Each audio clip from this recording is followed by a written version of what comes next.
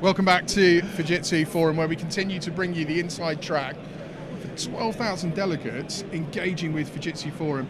Our mission is to bring you the challenging questions by vertical, and more importantly, the key opinions on what the answers to those challenges are. Got another of Fujitsu's finest with me, Sahi. We're going to talk retail. I suppose we have to really start with the changing times retail landscape finds itself in. High Street hasn't been a particularly thriving proposition for some retailers, but Fujitsu's got an interesting opinion on digital retail integrated with physical retail. Absolutely, yeah. I mean, what most retailers, in fact, haven't really understood is the different needs that physical and digital can fulfill for a consumer, right? Most retailers have really focused on price, on convenience, and those are the things Amazon are great at, right? And that's why Amazon's gone from 10 billion to 140 billion in the last 10 years, right? Now, but actually as consumers, we also want things like advice. Where's Amazon's answer on that? And when you want advice, that's when actually physical retail and the trust in physical retail starts to become important, right? So actually blending it to fit what the consumer needs is really important. And I mean, and that's just really at the top level of consumer needs. At the unconscious level of consumer needs, a lot of what we buy is not driven by price, convenience, or even advice. It's driven by who we think we are, right? That's why we shop that place. That's why I buy that car and not that car. Yep. It's by belonging, identity, and again, those things are better driven in a physical environment. But what it means is a store is fundamentally different now. It's not a stock room with some nice pictures and people in it. It actually becomes a place of connection, of belonging, identity, of advice, of trust, and a place to surprise your customers as well. Because the problem with a website is that it's very customer driven. That's how you drive conversion. So it doesn't often have many surprises in there. But in a physical environment, you can surprise people, you can delight people, and again, that keeps people sticky. Right? So I think that a smart retailer now has to be thinking about their proposition in that way and thinking about those different places being good for different parts of the delivery to that customer of much more than a product. So in this rich digital age, solutions have changed massively. And I know at Fujitsu you're blessed with a number of propositions which are now about data, insight, how we use that to inform not just the customer buying experience, but as you're saying, going back into the retail store. But do we need to be doing more using those data and insights to inform the physical experience? Absolutely.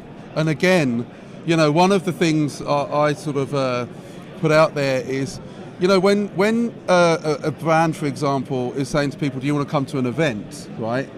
If you're getting a high response rate to that, events are really someone saying, I belong with you. If Apple say they're having a special event, would you like to come? A lot of people will take them up on it, right? It's a fair point. People aren't even collecting those behavioural type data points, right? And the people have been really smart at this. People like Netflix. Netflix is spending $6 billion on programming. Now, we all know how the difference between a hit movie and a flop is what, right? Yeah. But they've got the data. And that's why they can be so subtle and nuanced and successful with their investment.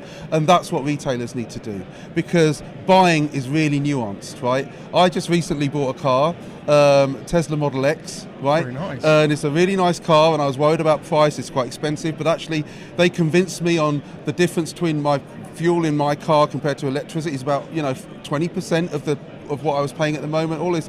But the bit that sold it, weirdly enough, I've got 3 children, is it does a dance, right? Go Google it, go look on YouTube. It does a Christmas dance.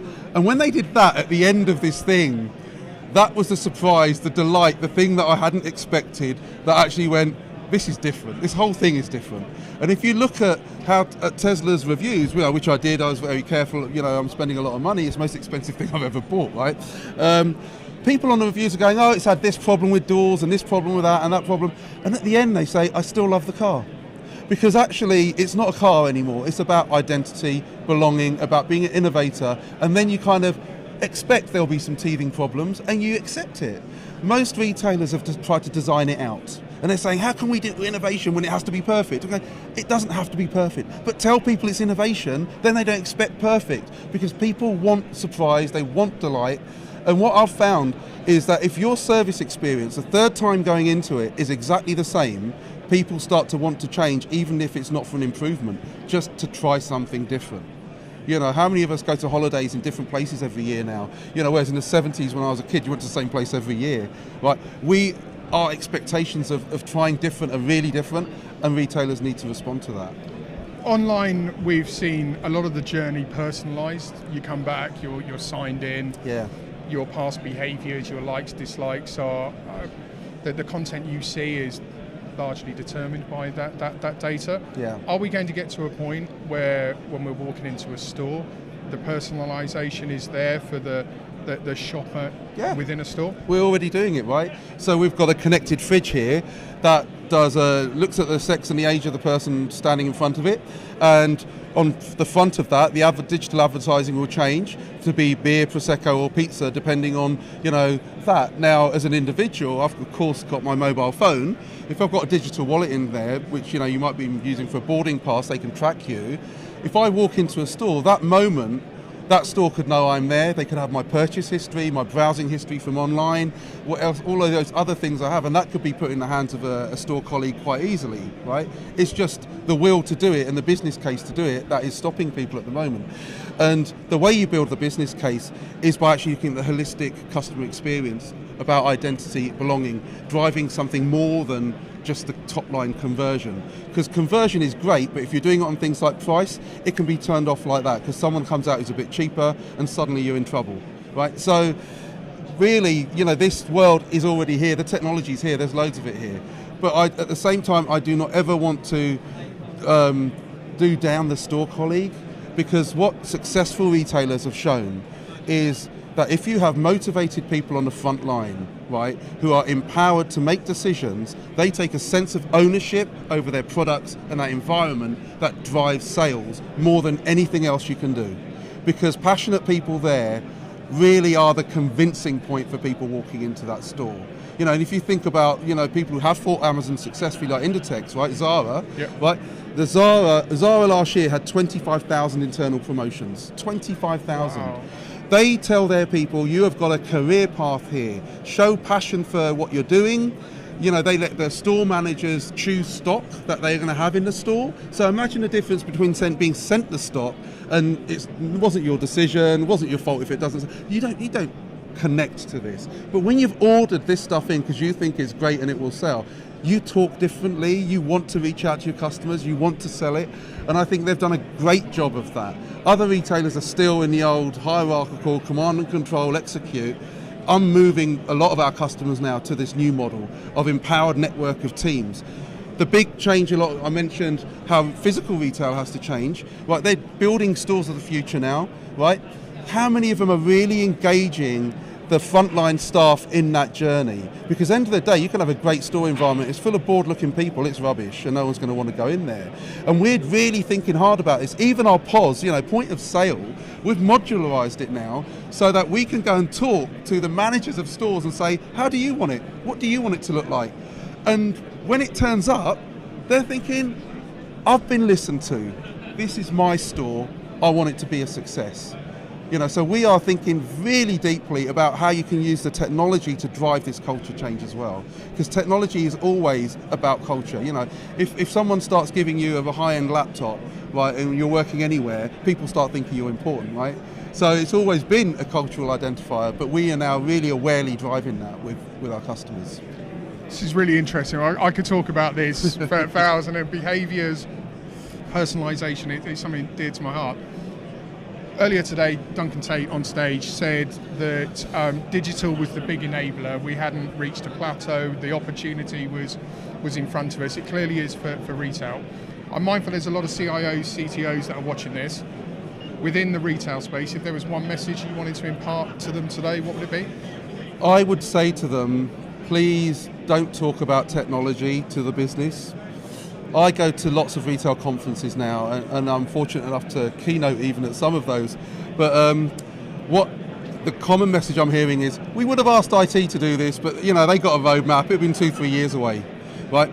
Because IT works in a world of certainty. IT is bounded by its systems. It works in a bounded environment of an organisation. And you want A and B to stick together, they work. This is how a CIO thinks, this is how technologists think. Retail is unbounded. It's a mess, it's woolly. We don't know how much we're going to sell tomorrow, and you're thinking about something 6 months. And so that disconnect in just simple language and behaviour and expectation has actually created a wall that doesn't need to be there.